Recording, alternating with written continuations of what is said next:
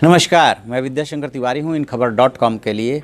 2 चरण के अभी चुनाव बचे हैं, जहाँ पे कि एक चरण में जो है वो वोट पड़ने जा रहे हैं 12 तारीख को, और नेक्स्ट जो वोट पड़ेंगे, लास्ट जो चरण होगा वो होगा 19 तारीख को।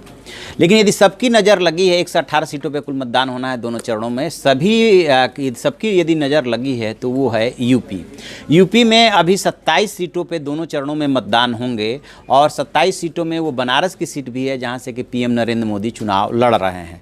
और ज़्यादातर ये जो हिस्सा है वो पूर्वांचल के नाम से जाना जाता है, और उसी पूर्वांचल का प्रभारी कांग्रेस की महासचिव प्रियंका गांधी को बनाया गया है। वो भी अपने हिसाब से मेहनत कर रही है, जबकि बीजेपी ने भी अपने सारे साधन झोंके हैं, और सपा और बसपा ने।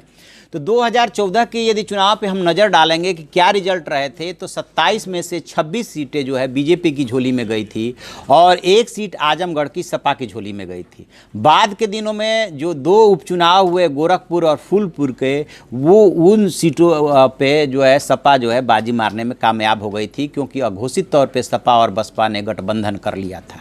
इस बार क्या स्थिति रहने वाली है, और पिछले चुनाव में यदि दोनों के वोटों को जोड़ दिया जाए, यानी सपा और बसपा के वोटों को जोड़ दिया जाए, तो क्या स्थिति बनती है। क्योंकि माना ये जा रहा है कि 2019 का जो चुनाव हो रहा है वो बिना किसी लहर के हो रहा है, तो जो पिछला चुनाव हुआ था वो मोदी लहर में हुआ था। तो क्या स्थिति बनेगी, इन सीटों पे ज़रा नज़र डालते हैं। को 27 सीटें कौन सी है, तो जो 11 सीटें हैं उन सीटों पे बीजेपी को सपा और बसपा दोनों के वोटों को जोड़ने के बाद भी ज़्यादा वोट मिले थे, यानी कि इन सीटों पर बीजेपी काफ़ी मजबूत स्थिति में है। वो सीटें हैं मिर्ज़ापुर, प्रतापगढ़, फूलपुर, गोरखपुर। इन दोनों के उपचुनाव को छोड़ देते हैं, 2014 से हम तुलना कर रहे हैं। कुशीनगर, देवरिया, रॉबर्ट्सगंज, महाराजगंज, बांसगांव, सलेमपुर और वाराणसी। और जो 16 सीटें हैं उसमें जो है गठबंधन को बढ़त मिली थी, यानी गठबंधन के वोटों को जोड़ दिया जाए तो उसको बढ़त मिलती हुई इसी दिख रही है। सीधे बीजेपी के जो वोट मिले थे उससे वो ज़्यादा वोट हो जाएंगे। वो है सुल्तानपुर, इलाहाबाद, अंबेडकर नगर, श्रावस्ती, डुमरियागंज, बस्ती, संत कबीर नगर, लालगंज, जौनपुर, मछली शहर, भदोही, घोसी, बलिया, गाजीपुर, चंदौली और आजमगढ़। तो ये कुछ स्थिति बन रही है कि 16 सीटों पे एसपी बीएसपी गठबंधन का जोर था पिछली बार, दोनों का वोट ज़्यादा था बीजेपी के मुकाबले जो कैंडिडेट जीते थे, और 11 सीटों पे जो है बीजेपी को ज़्यादा वोट मिले थे एसपी बीएसपी को कुल मिले वोटों से। चूँकि इस बार एक सीट पे बहुत ज़बरदस्त संघर्ष है, और ऐसा माना जा रहा है कि फ्रैक्चर जो मैंडेट होगा वो फ्रैक्चर हो सकता है, और किसी को संभवतः हो सकता है कि अपने बलबूते पे बहुमत न मिले, ऐसा आकलन है।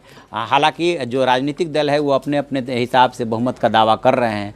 उन परिस्थितियों में अंतिम दौर के जो 2 चरण हैं, इनको जीतने के लिए हर राजनीतिक दल एड़ी चोटी का जोर लगाए हुए है, और पूर्वांचल पे सबने अपने अपने सारे साधन झोंक दिए हैं। खास तौर से बीजेपी और गठबंधन ने। कांग्रेस की जहाँ तक भूमिका है, प्रियंका गांधी के नेतृत्व में वहाँ पर मेहनत जरूर हो रही है। कांग्रेस अपना वोट परसेंटेज सुधार सकती है, कई जगहों पर वो मजबूत स्थिति में दिख भी रही है, लेकिन चुनाव जितने लायक वोट पाना उसके लिए अभी थोड़ा सा दूर की कौड़ी दिख रहा है। बहरहाल एसपी बीएसपी गठबंधन और बीजेपी का मुकाबला बहुत दिलचस्प होगा, देखने लायक होगा। देखते हैं कि इन 27 सीटों पे क्या रिजल्ट रहता है। तो हम सारे ऐसी राजनीतिक खबरों पे नज़र बनाए हुए हैं, जो भी इसमें अपडेट होगा हम आपको अपडेट कराते रहेंगे। आप देखते रहिए हमारा डिजिटल चैनल इन खबर। उसे लाइक कीजिए, शेयर कीजिए, और कमेंट बॉक्स में जाके कमेंट जरूर करें। Thank you. इन खबर चैनल को सब्सक्राइब करें और बेल आइकन दबाना ना भूलें।